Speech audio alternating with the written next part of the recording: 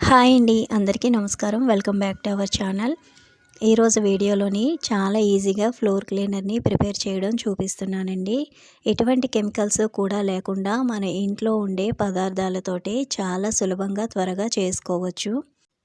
ఈ ఫ్లోర్ క్లీనర్ని మనం ప్రిపేర్ చేసుకోవడానికి మనకు కావాల్సిన మెయిన్ ఇంగ్రీడియంట్ వేపాకులండి. వేపాకులతోటి నేను ఈ ఫ్లోర్ క్లీనర్ని ప్రిపేర్ చేస్తున్నాను. ఇప్పుడు మనకి వర్షాకాలంలోని వచ్చే అనేక రోగాల నుంచి ఈ ఫ్లోర్ క్లీనర్ అనేది మనకి చాలా బాగా యూజ్ అవుతుందండి. ఎటువంటి కెమికల్స్ కూడా వాడకుండా మన ఇంట్లోనే కనుక మనం ప్రిపేర్ చేసుకుంటే మనకి ఎంతో మనీ కూడా సేవ్ అవుతుంది. ఇప్పుడైతే వేపాకుని తీసుకొని నీట్గా కడిగి ఆరబెట్టుకున్న తర్వాత ఈ ఆకుల్ని తుంచి ఇలాగా ఒక మిక్సీ జార్లో వేసుకోవాలి. ఇప్పుడు మనం దీన్ని ఒక పేస్ట్ లాగా ప్రిపేర్ చేసుకోవాలి. మరీ మెత్తగా చేయాల్సిన అవసరం లేదండి. కొంచెం వాటర్ వేసుకొని మనం కొద్దిగా బరగ్గా మిక్సీ పట్టుకుంటే సరిపోతుంది. మిక్సీ కొంచెం పల్సిస్తూ ఆపుతూ కొంచెం బరగ్గా వేసుకుంటే సరిపోతుంది. మనకి అది మిక్సీ పట్టడానికి కొద్దిగా వాటర్ అవసరమైతే కొంచెం వేసుకోవచ్చు. చూడండి, వీడియోలో చూపిస్తున్న విధంగా ఇలా మనం మిక్సీ పట్టుకుంటే సరిపోతుంది. ఇప్పుడు నెక్స్ట్ ప్రాసెస్ చూద్దాము. స్టవ్ పైన గిన్నె పెట్టి ఒక హాఫ్ లీటర్ వరకు వాటర్ వేసుకుంటే సరిపోతుందండి. నేను ఇక్కడ హాఫ్ లీటర్ వరకు లిక్విడ్ని ప్రిపేర్ చేస్తున్నాను. మీరు ఇంకా ఎక్కువ చేసుకోవాలనుకుంటే వేపాకు తీసుకునే క్వాంటిటీ అనేది కొంచెం పెంచుకోవాలి.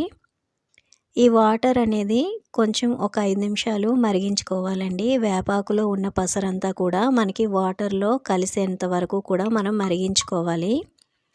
మనకి ఇక్కడ చూడండి, వాటర్ అనేది ఆకుపచ్చ రంగులోకి మారిన తర్వాత స్టవ్ ఆఫ్ చేసి ఈ వాటర్ మనకి చల్లారే వరకు పక్కన పెట్టుకోవాలి. ఇప్పుడైతే లిక్విడ్ ప్రిపేర్ చేసుకోవడానికి మనకు కావాల్సిన ఇంకొక ఇంగ్రీడియంట్ స్ఫటిక అండి. ఇది తినేది కాదండి. ఈ స్ఫటిక మనకి పూజ సామాగ్రిలో కానీ లేకపోతే మామూలు కిరాణా షాపుల్లో మనకి దొరుకుతుంది. దీన్ని ఒక స్పూన్ వరకు తీసుకుంటే సరిపోతుందండి. చిన్న ముక్క తీసుకొని పౌడర్ చేసుకోవాలి. మెత్తగా మనం పౌడర్ చేసుకోవాలి. దీన్ని ఈ విధంగా పౌడర్లా చేసుకొని పక్కన పెట్టుకోవాలి.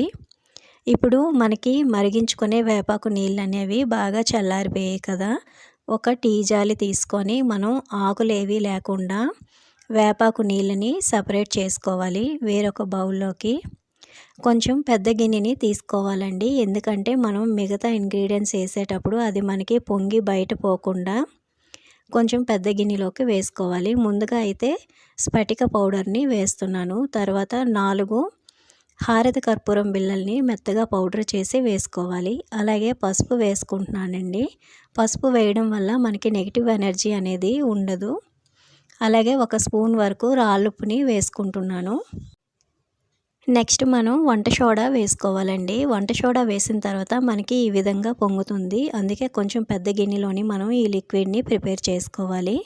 వంట సోడా వేయడం వల్ల టైల్స్ పైన పట్టిన గార మరకలు కానీ జిడ్డు మరకలు కానీ చాలా నీట్గా సులభంగా క్లీన్ చేయడానికి ఉపయోగపడుతుంది. ఇక్కడ చిన్న డౌట్ రావచ్చండి. మనం వేపాకుతో చేస్తాం కాబట్టి పసర వాసన వస్తుంది అని అనుకోవద్దండి. అస్సలు మనం మరిగించాం కాబట్టి పసర వాసన ఉండదు. చూడండి, లిక్విడ్ మనకి ప్రిపేర్ అయ్యేసరికి కొంచెం చిక్కగా మనకి తయారవుతుంది. ఎందుకంటే స్ఫటిక వేసుకున్నాం కాబట్టి. ఇప్పుడు బాగా చల్లారిపోయిన తర్వాత మన దగ్గర డ్రింక్ బాటిల్ కానీ లేదా ఇలా ఖాళీ వాటర్ బాటిల్ ఉంటే అందులోకి వేసుకొని స్టోర్ చేసుకోవచ్చు. ఒక్కసారి మనం ప్రిపేర్ చేసుకున్నామంటే మనకి 2 నెలల వరకు ఈ లిక్విడ్ అనేది వస్తుందండి. ఈ లిక్విడ్ అనేది ఇంకా మీకు మంచి సువాసన రావాలంటే ఏదైనా ఎసెన్షియల్ ఆయిల్ వేసుకోవచ్చు. లేదంటే మనం బకెట్లోని ఈ లిక్విడ్ కలుపుకునేటప్పుడు అందులో కొద్దిగా కంఫర్ట్ వేసుకున్నా సరే మీకు మంచి సువాసన అనేది వస్తుందండి. మనం బకెట్లోని హాఫ్ బకెట్ వాటర్లోని ఒక మూత కప్పు లిక్విడ్ వేసుకుంటే సరిపోతుందండి. వేసిన తర్వాత ఒకసారి చేత్తో బాగా కలుపుకొని క్లీన్ చేసుకోవచ్చు. ఈ లిక్విడ్తోని కిచెన్లోని టైల్స్ కూడా క్లీన్ చేసుకోవచ్చండి. వేపాకు అనేది మన చర్మానికి ఆరోగ్యానికి చాలా మంచిదండి. ఈ వీడియో కనుక నచ్చినట్లయితే తప్పకుండా లైక్ చేసి సబ్స్క్రైబ్ చేసుకోండి. థ్యాంక్ యూ ఫర్ వాచింగ్ అండి.